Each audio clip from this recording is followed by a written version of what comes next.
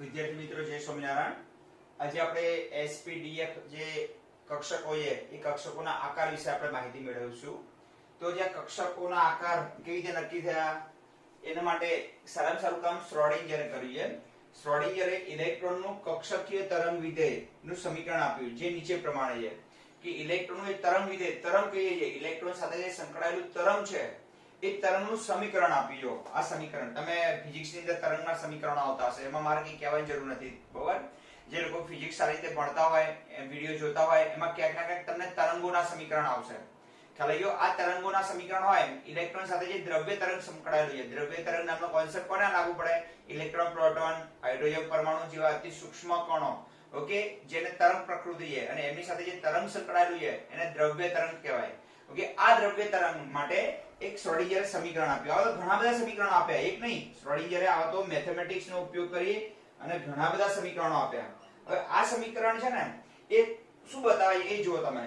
શ્રોડિંગરે ઇલેક્ટ્રોનની કક્ષકીય તરંગ વિધેયનું સમીકરણ એટલે ઇલેક્ટ્રોનની કક્ષકીય તરંગ વિધેયનો અર્થ શું થાય? ઇલેક્ટ્રોન સાથે જે તરંગ સંકળાયેલું છે એ તરંગનું સમીકરણ આપ્યું। હવે આ તરંગ સમીકરણમાં x y અને z શું છે? તો જો મેં લખ્યું છે x y z એ પરમાણુમાં ઇલેક્ટ્રોનનું સ્થાન દર્શાવતા કાર્ટેશિયન નિર્દેશાંક છે। માનો કે હું તમને એક ઉદાહરણ આપું અહીંયા તમને બ્લુ પેન થી કે આપણે બે ટુ ડાયમેન્શન નો ઉપયોગ કરીએ x અક્ષ અને y અક્ષ। ઓકે x અક્ષ ને કયા અક્ષનો ઉપયોગ કરીએ? y અક્ષ। અને હવે ધારો કે અહીંયા એક નંબર છે ઓકે અહીંયા બે નંબર છે અહીં ત્રણ નંબર છે અહીં ચાર નંબર છે અને પાંચ છે। અહીંયા પણ આપણે 1 2 3 4 એ રીતે નંબર આપીએ। માને કોઈ કંઈ ટપકું બતાવું એ ટપકું x થી કેટલા અંતર આવે y થી કેટલા અંતર આવે? તો જો x થી 2 એકમ અંતરે આવી ગયું તો અહીંયા આવી ગયું અને y થી 3 એકમ અંતરે એટલે આ ટપકું એવું બતાવે છે કે x બરાબર 2 અને y બરાબર 3। આવું તમે મેથ્સમાં ભણી ચૂક્યા હશો। ઓકે ખબર પડી ગઈ ને? હા તો ના તો ટપકું છે ને ટુ ડાયમેન્શન બતાવે છે બે અક્ષ ઉપરનું સ્થાન બતાવે છે સપાટી ઉપરનું સ્થાન બતાવે છે। પણ જ્યારે કોઈ આ કેન્દ્ર હોય પરમાણુનું શું લઈએ આપણે આ કેન્દ્ર અને ત્યારે ઇલેક્ટ્રોન તો એની આજુબાજુમાં બધે ફરવાનો તો ત્રણેય બાજુ ફરતા ઇલેક્ટ્રોનને બતાવવા હોય બધી દિશામાં ફરતા તો એને z અક્ષની પણ જરૂર પડે। માનો કે મારી આંગળી આ ઢાંકણું છે ને એટલે ઇલેક્ટ્રોન બતાવે છે અહીંયા તો અહીંયા z અક્ષની પણ જરૂર પડશે। અહીંયા તમારા મારી હાથ આગળ તમારી આમ કેમેરાની આગળ આમ z અક્ષની પણ જરૂર પડે। માનો કે 1 2 અને 3 એકમ અહીંયા આવે તો અહીંયા જે ઇલેક્ટ્રોન હોય એ શું બતાવે કે ભાઈ y થી 3 એકમે z થી પણ 3 એકમ અંતરે અને x થી 2 એકમ અંતરે એટલે અહીંયા આવે। એ રીતે આખા ફરતી બાજુ આ કેન્દ્રની આજુબાજુમાં ઇલેક્ટ્રોનનું ગમે ત્યાં સ્થાન બતાવવું હોય આમ ફરતા ઇલેક્ટ્રોનનું તો એને કેટલા ડાયમેન્શનમાં બતાવવા પડે? 3 ડાયમેન્શનમાં। અને સમતલ ઉપર ઇલેક્ટ્રોનને બતાવવા હોય તો 2 ડાયમેન્શનમાં આપણે બતાવી શકીએ બિંદુને। પણ જ્યારે કેન્દ્રની આસપાસ ઇલેક્ટ્રોન ફરતો હોય ત્યારે 3 ડાયમેન્શનમાં બતાવવા પડે x y અને z। માનો કે x y અને z બરાબર 3 છે એ બતાવવું હોય તો x ઉપર 2 અંક y ઉપર 3 અંક એટલે અહીંયા આવી ગયા અને z ઉપર 3 અંક એટલે અહીંયા આટલા આવવું પડે તમારે। ખબર પડી ગઈ? અહીંયા આ z આમ તમે શીખી લો અહીંયા આવો એટલે આટલે બિંદુ હોય એમ કહેવાય કેન્દ્રથી અહીંયા જે ઇલેક્ટ્રોન એવું કહી શકાય। તો x y z શું છે? તો કેન્દ્રની આજુબાજુમાં ફરતા ઇલેક્ટ્રોનનું સ્થાન બતાવવા માટે વપરાતા કાર્ટેશિયન નિર્દેશાંકો છે। ત્રણેય આમ છે એમ કે x અક્ષ આટલે છે y અક્ષ આટલે છે। માનો કે આ z અક્ષ લો પેન થી બતાવી દઉં ચલો આ z અક્ષ થઈ ગયો આ x y અને આ z। હવે અહીંયા કેટલા એકમ છે? માનો કે આ 3 એકમ છે આ ઢાંકણું કેટલા એકમ અંતરે આવેલું છે?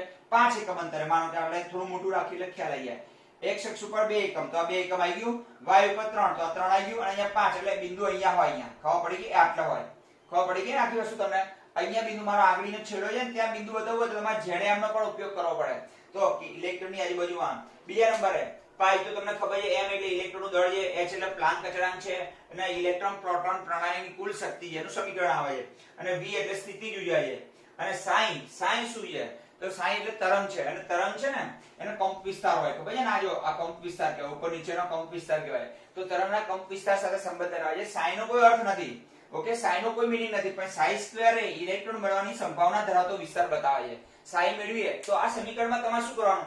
વારે ઘડીએ x y અને z ના હવે આવું સમીકરણ શ્રોડિંગરે બનાવ્યું s કક્ષક માટે બનાવ્યું p માટે બનાવ્યું d માટે બનાવ્યું f માટે આવા સમીકરણો બનાવ્યા। હવે આ સમીકરણમાં શું કરતો એ કે x y અને z ના વારંવાર બિંદુઓ બદલતો રહેતો અહીંયા 2 લે 2 લે 3 લે 3 લે 3 લે 4 લે એમ બદલતો જતો અને દરેક વખતે sin નું મૂલ્ય મેળવતો। આમાંથી કોનું મૂલ્ય મેળવતો તો sin નું અને પછી sin² કરે। sin² એટલે ઇલેક્ટ્રોન મળી આવવાની સંભાવના ધરાવતો વિસ્તાર જ્યાં ઇલેક્ટ્રોન મળી આવવાની કેવી સંભાવના હોય? સૌથી વધારે હોય। ઇલેક્ટ્રોનનું સ્થાન તો નક્કી કરી શકાતું નથી પણ સંભાવના નક્કી કરી શકાય કે ચોક્કસ ના કહેવાય કે ઇલેક્ટ્રોન અહીંયા હશે અહીંયા હશે। જેમ નીલ બોરે કહ્યું કે કેન્દ્રથી ઇલેક્ટ્રોન આટલા અંતરે સતત ગતિ કરતો હોય આટલા વેગથી ગતિ કરતો હોય એ શક્ય નથી। ઇલેક્ટ્રોનનું સંભાવના બતાવી શકાય અહીં હોઈ શકે મેં કહ્યું હતું તમને કે કોઈ સાપ નીકળ્યો હોય તો એને ચીલા ઉપર આપણે જઈએ એના છાપ ઉપર એના જ્યાં ગયો તો ત્યાં આપણે મળવાની સંભાવના કેવી હોય સૌથી વધારે હોય એકચ્યુઅલી ત્યાં ના પણ હોય પણ 55% સંભાવના તો જ્યાં સાપ જે દિશામાં ગયો હોય એના છાપ છોડીને ગયો ચીલા એને દેખાતા હોય બરાબર એ જગ્યાએ આપણે ચાલતા જઈએ તો આપણે એની સંભાવના કેવી હોય વધારે હોય ચલો ક્લિયર થઈ ગયું હા અથવા ના તો ફરીવાર કહું છું તમને x y z શું છે તો કેન્દ્રની આજુબાજુમાં ફરતા ઇલેક્ટ્રોનનું સ્થાન બતાવવા માટે વપરાતા x y z યામો છે ઓકે પાઈ તો તમને 3.14 લઈશું આપણે એ માટે ઇલેક્ટ્રોન દળ h એટલે પ્લાન્ક અચળાંક e એટલે ઇલેક્ટ્રોન પ્રોટોન પ્રણાલીની કુલ શક્તિ લખી નાખજો તમે ઓકે v એટલે મેં લખી છે સ્થિતિ જોઈએ છે અને સાઈ શું છે તો સાઈ એક તરંગ વિધેય છે ઓકે તરંગનું વિધેય એનો કોઈ અર્થ નથી સાઈ નો પણ સાઈ સ્ક્વેર શું બતાવે છે સાઈન માંથી સાઈ સ્ક્વેર કરો એટલે તમને જે મૂલ્ય મળે એ મૂલ્ય ઇલેક્ટ્રોન મળવાની સંભાવના બતાવે તો શ્રોડિંજરે આવું સમીકરણ s માટે પણ બનાવ્યું ચાર કક્ષકો માટે બનાવ્યું જો બ્લુ રંગથી મેં લખ્યું તો તમને સમજાવવા માટે લખ્યું છે s માટે બનાવ્યું p માટે બનાવ્યું d માટે બનાવ્યું f માટે પછી જે s માટેનું જે સમીકરણ હતું ને એમાં વારંવાર કોના સ્થાન બદલતો x y z ના સ્થાન બદલતો અને દરેક વખતે શું મેળવતો એ સાઈ નું મૂલ્ય મેળવતો અને પછી સાઈ સ્ક્વેર મેળવતો તો x અક્ષના s કક્ષક છે ને એના કિસ્સામાં સાઈ ના મૂલ્યો કેવા મળતા માનો કે કેન્દ્ર છે તો આની અંદર આવું કોના માટે સમીકરણ બનાવવું હજુ ફરીથી કરું શ્રોડિંજરે s માટે બનાવ્યું p માટે બનાવ્યું d માટે બનાવ્યું f માટે બનાવ્યું ઘણા બધા આવા સમીકરણો આપ્યા એમાં જે s કક્ષક માટેનું x નું જે તરંગ વિધેય એટલે કક્ષક કહેવાય તરંગ વિધેય એટલે ઇલેક્ટ્રોન સાથે સંકળાયેલું તરંગનું વિધેય ઓકે હવે તમે ધારો કે s કક્ષક માટે જે તરંગ સમીકરણ આપી દઉં એમાં તમે વારંવાર x y z ના મૂલ્યો બદલી અને વારંવાર સાઈ મેળવી પછી શું મેળવો સાઈ સ્ક્વેર એટલે ઇલેક્ટ્રોન મળવાની સંભાવના ધરાવતો વિસ્તાર તો દરેક વખતે બિંદુ કેન્દ્રથી સરખા અંતરે જ મળતું હતું સાઈ સ્ક્વેર નું મૂલ્ય આવી જો કેન્દ્રથી સરખા અંતરે એટલે ગોળ બંગડી જેવો આકાર નહીં મળવાનો તમને અહીંયા પણ મળે આમ વોલીબોલ જેવો આકાર ખબર પડી ગઈ ને વોલીબોલના દડા પર તમે ટપકા કરી નાખો વાદળી રંગના ટપકા કરી નાખો એ રીતે મળતું હતું સ્થાન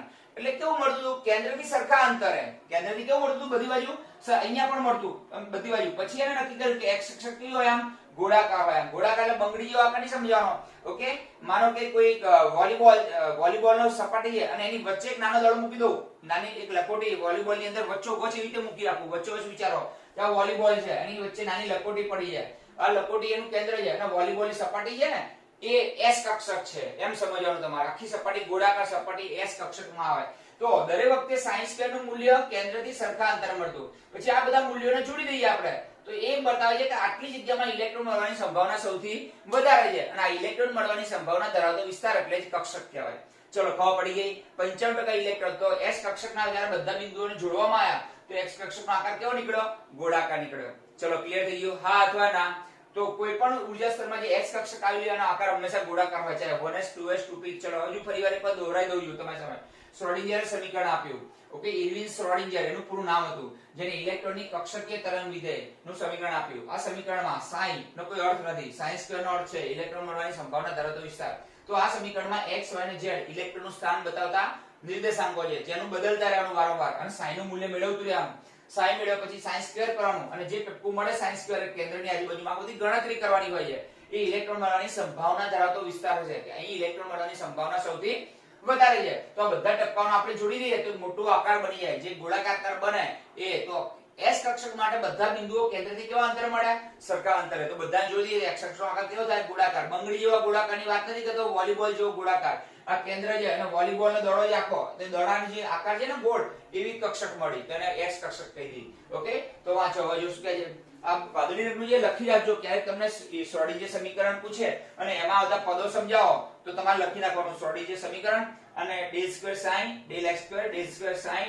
del y square del square sin del z square 8 pi square m upon h square e minus 3 into sin is equal to 0 આવું સમીકરણ છે sin નો કોઈ અર્થ નથી ઓકે sin સ્ક્વેર નો અર્થ છે sin છે ને ઇલેક્ટ્રોનના તરંગ કંપ વિસ્તાર સાથે સંબંધ ધરાવે છે ઓકે અને sin સ્ક્વેર ઇલેક્ટ્રોન મળવાની સંભાવના ધરાવતો વિસ્તાર બતાવે છે અને sin સ્ક્વેર ના મૂલ્યો મેળવી અને જોડી દો તો કક્ષક જે આકાર મળે એ કક્ષકનો આકાર કહેવાય ચલો ખબર પડી ગઈ આપણે ક્યારેક ગુજરાતમાં સંદેશમાં ચિત્રો દોરવા માટે ડોટ ડોટ આપેલા હોય પછી વિદ્યાર્થીઓ શું કરે ઓકે એ બધા ચિત્રોને આમ દોરે એટલે બધા કોઈ આકાર બની જાય કે નહીં બની જતો તો બધા ટપકાઓને જોડી દેવાના એટલે કક્ષકનો આકાર બને જે ઇલેક્ટ્રોન મળવાની 95 થી 90 થી 95% સંભાવના ધરાવતો વિસ્તાર બતાવે છે ઓકે 5% ના પણ હોય એવું પણ કહી શકાય ઇલેક્ટ્રોન ક્યાં હોય કહી શકાય નહીં ઓકે હવે x કક્ષક ઉપર અહીંયા વાદળી રંગનું જે લખ્યું છે તમને સમજાવવા માટે લખ્યું છે કે આવી આપણે એમાં બહુ ડિટેલમાં નથી જવાનું કે સર આ s નું સમીકરણ કયું છે આપણે તો ખાલી સમજી લેવાનું કે આવી રીતે કક્ષકોના આકાર નક્કી થયા છે ઓકે, બધી જ s કક્ષકો આકારમાં ગોળાકાર હોય, ચાહે 1s હોય, 2s હોય, 2p હોય કે 3s,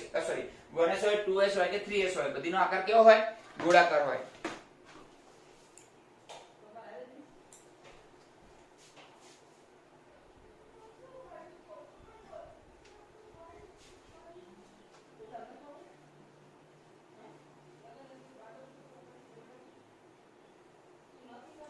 હવે જો એ બધી x કક્ષકનો આકાર ગોળાકાર હોય છે. ઓકે, કેવો હોય છે? ગોળાકાર હોય છે. આનો અર્થ એમ થાય કે બધી જ દિશામાં આપેલા અંતરે, જોયું ને, બધી જ દિશામાં કેન્દ્રથી બધી જ દિશામાં ઇલેક્ટ્રોન મળવાની સંભાવના સરખી હોય. આમ ઓકે, આ બધા બિંદુને જોડી દઈએ એટલે આકાર કેવો બની જાય? ગોળાકાર બની જાય. ચલો, હવે તો અમને મેં સમજાવી દીધું એટલે વાંધો નહીં. આપેલા અંતરે ઇલેક્ટ્રોન મળવાની સંભાવના સરખી હોય. આથી x કક્ષકના મુખ્ય ક્વોન્ટમમાં n ના મૂલ્યના વધવા સાથે તેનું કદ પણ વધે. ફોર એક્ઝામ્પલ, ઓકે, આ કેન્દ્ર છે તો કેન્દ્રની આજુબાજુમાં આ ઇલેક્ટ્રોન મળવાની સંભાવના ધરાવતો એક વિસ્તાર આવે, જેને આપણે આ વિસ્તારને બતાવીએ તો આ કઈ કક્ષક થઈ ગઈ? આ રહી, આ થઈ ગઈ 1s કક્ષક થઈ ગઈ. ચલો, ખબર પડી ગઈ. આ ઇલેક્ટ્રોન મળવાની સંભાવના બધી બતાવી દઈએ તો આ શું થઈ ગઈ? 1s કક્ષક. પછી એક ખાલી એવો ભાગ આવે કે જ્યાં કોઈ ઇલેક્ટ્રોન મળવાની સંભાવના બિલકુલ શૂન્ય હોય, એનાથી થોડા અંતરે 2s કક્ષક આવે. એ પણ ગોળાકાર જ હોય. એના માટે પણ જે શ્રોડિંજર સમીકરણ છે ને, એમાં બધા મૂલ્યો મળે. કેવા મળે? બિલકુલ કેન્દ્રથી સરખા અંતરે મળે, પણ 1s થી બધા દૂર મળે. થોડા 1s થી કેવા મળે? થોડા ટપકા કરવા જરૂરી છે, પણ મારે ફટાફટ ઉતાર જેટલા આઈટ કરીએ. આ 1s કક્ષક, આ 2s કક્ષક. ખબર પડી ગઈ? ઓકે, આ બધા ઇલેક્ટ્રોનની સંભાવના ક્યાંક ક્યાંક અહીંયા પણ હોય મળવાની. એવું નહીં સમજવાનું કે ઇલેક્ટ્રોન ના મળે, બધી જગ્યાએ મળે, પણ આટલા પટ્ટામાં હંમેશા ઇલેક્ટ્રોન બ્લુ રંગના પટ્ટામાં મળવાની સંભાવના સૌથી વધારે હોય. ઓકે, એને 1s કક્ષક કહેવાય. તો 1s કરતા 2s નો આકાર મોટું હોય, 2s કરતા 3s નું. જેમ ક્વોન્ટમમાં મુખ્ય ક્વોન્ટમમાં વધતો જાય 1 2 3, એમ એનું કદ કેવું થતું જાય? વધતું જાય. તો s કક્ષકના મુખ્ય ક્વોન્ટમમાં n ના મૂલ્યના વધવા સાથે તેનું કદ પણ વધે છે. એટલે કે 1s કરતા 2s મોટી હોય, 2s કરતા 3s અને 3s કરતા 4s જેટલા કદ વધે. હવે નોડલ સમતલ કોને કહેવાય? એવો વિસ્તાર કે જ્યાં ઇલેક્ટ્રોન મળવાની સંભાવના બિલકુલ શૂન્ય હોય, એને નોડલ સમતલ કહેવાય. કક્ષકની એવી સપાટી, આ છે ને, આ ગોળાકાર વોલીબોલનો દડો છે નાનો, એની એવી સપાટી, એની પછીની એક સપાટી આવશે થોડો ભાગ પછી, કે જ્યાં ઇલેક્ટ્રોન મળવાની સંભાવના કેવી હોય? બિલકુલ શૂન્ય હોય. તો કક્ષકની એવી સપાટી કે જ્યાં ઇલેક્ટ્રોન મળી આવવાની સંભાવના શૂન્ય હોય, તેને નોડ અથવા નોડલ સમતલ કહે છે. ઓકે, કોઈ પણ s કક્ષકમાં ns એટલે 1s 2s 3s કોઈ પણ x કક્ષકમાં n-1 જેટલા નોડ હોય. ધારો કે મેં લખ્યું છે કે 1s કક્ષક માટે n બરાબર કેટલા છે? 1. તો આ સૂત્રમાં મૂકો n બરાબર 1. 1 - 1 એટલે કેટલા થઈ જાય? 0 થાય. તો 0 થાય એટલે 1s કક્ષકને કોઈ નોડ હોતું નથી. ચલો, 2s માટે n બરાબર કેટલા કહેવાય? 2. તો અહીં 2 મૂકો તો 2 - 1, અહીંયા તમે મૂકો 2 - 1 એટલે કેટલા આવે? 1. એનો અર્થ શું થાય કે 2s માં એક નોડ આવી ગયો. જો 2s ની આગળ એક નોડ હોય, કેટલા ખાલી વિસ્તાર આવ્યો, તો આને શું કહેવાય? નોડ કહેવાય. ઓકે, આવી રીતે આ ઇલેક્ટ્રોન મળવાની એક પટ્ટો હોય કે જ્યાં ઇલેક્ટ્રોન મળવાની સંભાવના વધારે હોય, પછી એક ખાલી વિસ્તાર આવે, પછી અહીંયા 1s કક્ષક આવે, ખાલી વિસ્તાર આવે, 2s કક્ષક આવે, પછી બે ખાલી વિસ્તાર આવે, પછી 3s કક્ષક આવે. ખ્યાલ આવી ગયો? આવી રીતે બધું વહેંચાયેલું હોય કેન્દ્રની આજુબાજુમાં. તો s કક્ષકનો આકાર ગોળાકાર હોય, શ્રોડિંજરના સમીકરણના આધારે બધું નક્કી થયું હોય. ઓકે, બીજા નંબરે બધી દિશામાં s કક્ષકમાં કેન્દ્રથી બધી જ દિશામાં ઇલેક્ટ્રોનોની સંભાવના કેવી હોય? સરખી હોય. બધી જ દિશામાં, એટલે બધી દિશાઓમાં, એટલે કેન્દ્રથી બધી જ દિશામાં જાવ તો સરખા આ 2 સેન્ટીમીટર મળે, તો આ બાજુ પણ 2 સેન્ટીમીટર, ઉપર પણ 2 સેન્ટીમીટર. તો આખો બધા જ ટપકાઓને જોડી દઈએ તો આકાર કેવો બને? ગોળાકાર બને. ઓકે, s ના મુખ્ય ક્વોન્ટમમાં વધવાની સાથે એનું કદ પણ વધતું જાય, અને એવો વિસ્તાર કે જ્યાં ઇલેક્ટ્રોનોની સંભાવના શૂન્ય હોય એને નોડ કહેવાય અથવા નોડલ સમતલ કહેવાય. ઓકે, ns કક્ષકમાં n-1 જેટલા નોડ હોય છે. ઓકે, તો 1s માં કોઈ નોડ ના હોય, 2s માં એક નોડ હોય. ચલો, આખી ક્લિયર થઈ ગઈ. આ શ્રોડિંજર સમીકરણ મેં લખ્યું હતું, ભલે તમારા ટેક્સ્ટ બુકમાં નથી આપ્યું, તમે લખી રાખજો. ક્યારેક 2 માર્ક્સમાં પૂછાય કે શ્રોડિંજર સમીકરણ આપો, તેમાં આવતા પદો સમજાવો. હવે s પછી p કક્ષકની આપણે આકાર જોઈ લઈએ.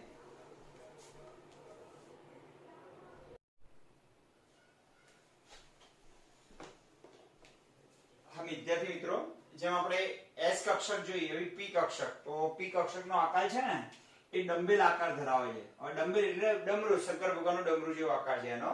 ઓકે, દરેક p કક્ષક બે ભાગ ધરાવે છે, જે ભાગને પિંડક અથવા લોબ કહેવામાં આવે છે, અને બંને પિંડક કેન્દ્રમાંથી પસાર થતી સમતલની બંને બાજુઓ હોય છે. હવે જો, હવે આ p કક્ષક છે, ધારો કે px કક્ષક છે, આ એક લોબ થયો, જે આટલા ભાગમાં ઇલેક્ટ્રોન મળવાની સંભાવના ટપકા ટપકા કરી નાખું તો ઇલેક્ટ્રોન મળવાની સંભાવના, અને બીજો લોબ, બે લોબની બનેલી હોય. ઓકે, બે લોબ એટલે બે ગોળાકાર પિંડ કહેવાય છે એને. ઓકે, અને બંને પિંડ છે ને એમાંથી એના આ કેન્દ્ર બિંદુ કહેવાય. એનું શું કહેવાય? કેન્દ્ર બિંદુ. કેન્દ્ર બિંદુમાંથી જે સમતલ પસાર કરીએ આપણે, એક ઊભી આમ સમતલ વિચારીએ આપણે, આ એક લોબ છે, આ બીજો લોબ, અને આ બંનેનું કેન્દ્ર બિંદુ, એમાંથી જે સમતલ પસાર કરીએ તો સમતલ જ્યાંથી પસાર થાય એ જગ્યાએ અહીં ઇલેક્ટ્રોન મળવાની સંભાવના કેવી હોય? બિલકુલ શૂન્ય હોય છે. તો p કક્ષક ડબલ આકાર ધરાવે છે, બે ભાગ ધરાવે છે. આ બંને ભાગ જેને પિંડક અથવા લોબ કહે છે, બંને પિંડકના કેન્દ્રમાંથી પસાર થતી સમતલની બંને બાજુઓ છે. બંને પિંડક ક્યાં હોય?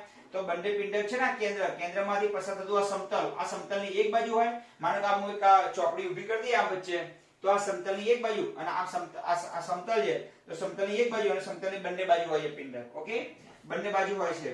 બંને પિંડક જ્યાં મળે ત્યાં ઇલેક્ટ્રોન મળવાની સંભાવના શૂન્ય હોય. આ બંને પિંડક જ્યાં મળે છે ત્યાં ઇલેક્ટ્રોન મળવાની સંભાવના કેવી હોય?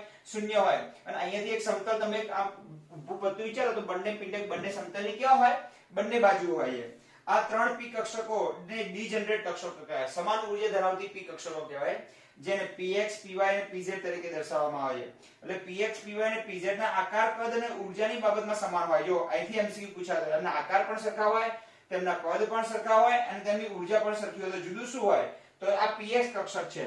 ઓકે, py હોય y અક્ષ ઉપર ઓરિએન્ટેડ થતી હોય, ઓરિએન્ટ એટલે ઉદ્ભવ થતો હોય એનો. અને pz હોય તો pz કક્ષક ઉપર ઓરિએન્ટેડ થયેલી હોય.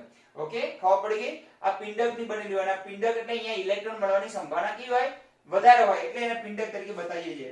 તો કઈ બાબતમાં સરખી હોય? એમના આકાર સરખા હોય. ત્રણે ત્રણના આકાર જો ડંબેલ છે, તેમની કદ સરખું છે ત્રણે ત્રણનું, અને તેમની ઉર્જા પણ સરખી છે. તો કઈ બાબતમાં જુદી પડે છે? તો આ માત્ર પિંડક કઈ રીતે દિક વિન્યાસ પામે છે? દિક વિન્યાસ એટલે દિશામાં, કયા દિશામાં પિંડક ગોઠવાયેલા છે. જો x અક્ષ ઉપર ગોઠવાયેલા તો એને px કહેવાય, આને ઓકે y અક્ષ ઉપર ગોઠવાયેલા તો એને py કહેવાય, અને z ઉપર તો pz કહેવાય. તો અલગ ક્યાંથી પડે છે? px py pz એ દિક વિન્યાસથી અલગ પડે છે. દિક વિન્યાસ એટલે ઉદ્ભવથી અલગ પડે છે, એમની દિશાથી અલગ પડે છે.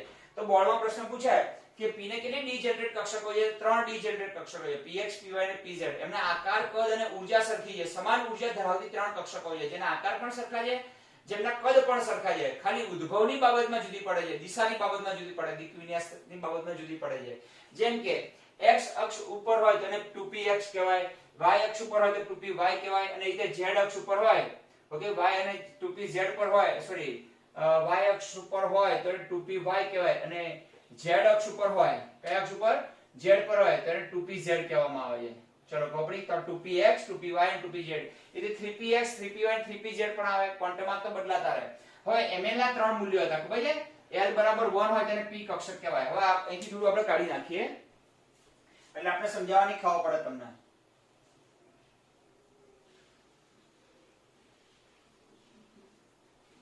હવે એના પછી આપણે લઈએ, એના પછી લઈએ આપણે ધારો કે n બરાબર 2 છે, તો l બરાબર કેટલા મળે? 0 અને 1. l 0 હોય તો એને s કહેવાય, અને p હોય 1 હોય તો એને p કહેવાય. તો ml ના મૂલ્યો કેટલા મળે? અહીંયા 0 જ મળે. અહીં -1 0 અને +1 મળે. એટલે p માટે કેટલા m ના મૂલ્યો છે? 3. હવે આમાંથી કયું? આને પણ p ને તો 3 ડીજનરેટ કક્ષકો છે. કઈ છે? 2px, ધારો px py અને pz. તો એવું ના કહી શકાય કે પહેલું મૂલ્ય છે ml નું પહેલું મૂલ્ય એટલે px માટે -1, આ 0 અને આ +1. આવું કહી શકાય નહીં. ભલે આ ત્રણ મૂલ્યો છે એટલે ત્રણ p કક્ષક બતાવે છે, px py અને pz. પણ કયું મૂલ્ય કોને લાગુ પડશે એ ના કહી શકાય. જો l બરાબર n બરાબર 2 હોય તો l બરાબર 0 અને 1 શક્ય છે. l બરાબર 0 એટલે s પેટાકોષ અને 1 એટલે p પેટાકોષ. s બરાબર l બરાબર 0 હોય તો m પણ 0 મળે, અને l બરાબર 1 હોય તો m ના ત્રણ મૂલ્યો મળે. એટલે ત્રણ ડીજનરેટ કક્ષકો થઈ. પણ કોના માટે કયું મૂલ્ય છે એ કહી શકાય નહીં, એવું કહેવા માંગે છે. તો ml ના ત્રણ મૂલ્યો છે, -1 0 અને +1. અને અક્ષો x y z સાથે કોઈ સંબંધ છે નહીં કે px માટે -1 કહેવાય, એવું કોઈ યોગ્ય નથી એમ. ઓકે, ખાલી આ ml ના ત્રણ મૂલ્યો એ બતાવે છે કે આના p ને ત્રણ કક્ષકો હશે. આ પેટાકોષ છે, આ કોષ બતાવે છે. n બરાબર 2 એ કોષ, l નું મૂલ્ય પેટાકોષ બતાવે છે, ml ના મૂલ્યો એ એમાં રહેલી કક્ષકો બતાવે છે. એટલે કેટલા મૂલ્યો મળે એમના? ml ના ત્રણ મૂલ્યો મળે. l બરાબર 1 હોય ત્યારે m ના ત્રણ મૂલ્યો મળે. એટલે ત્રણ અંદર ત્રણ કક્ષકો હશે. પણ કઈ કક્ષક માટે કયું મૂલ્ય ગણવું એ યોગ્ય નથી એમ.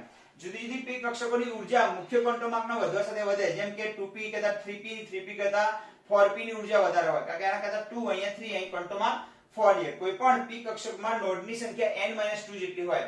માનો કે 3p માં n બરાબર કેટલા છે? 3 છે. તો એમાં કેટલા નોડ હશે? એક નોડ હશે. નોડ એટલે એવો વિસ્તાર કે જ્યાં ઇલેક્ટ્રોન મળવાની સંભાવના શૂન્ય હોય. તો આમ પી કક્ષકનો આકાર ડમ્બેલ હોય. ઓકે, 3 ડી જનરેટ કક્ષકો હોય, 2 લોબની બનેલી હોય, બંને લોબ એના કેન્દ્રમાંથી પસાર થતા સમતલની બંને બાજુ હોય, બંને લોબ જ્યાં મળે ત્યાં ઇલેક્ટ્રોનોની સંભાવના શૂન્ય હોય. આ ત્રણ પી કક્ષકોની આકાર, ઊર્જા અને કદ સરખા હોય, પણ ડીક્યુનિયસની બાબતમાં જુદી પડે. x અક્ષ ઉપર ડીક્યુનિયસ માં આવે તેને px કહેવાય, y અક્ષ ઉપર આવે તો py કહેવાય, z ઉપર આવે તો pz કહેવાય. ઓકે, p માટે m ના 3 મૂલ્યો મળે ml ના, પણ ત્રણેય મૂલ્યોને p x y z સાથે કોઈ સંબંધ નથી. p કક્ષકોમાં જેમ ક્વોન્ટમ આંક વધે એમ ઊર્જા વધે. ઓકે, અને કોઈ પણ p કક્ષકોમાં કેટલા નોડ હોય? ઓલામાં n-1 હતા તો અહીં n-2 જેટલા નોડની સંખ્યા હોય. હવે આના પછી આપણે d કક્ષકોની વાત કરી જોઈએ. ઓકે,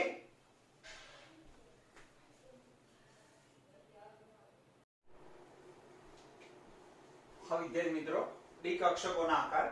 હવે d કક્ષકો માટે તમને ખબર છે કે l નું મૂલ્ય 2 હોય. કેમ?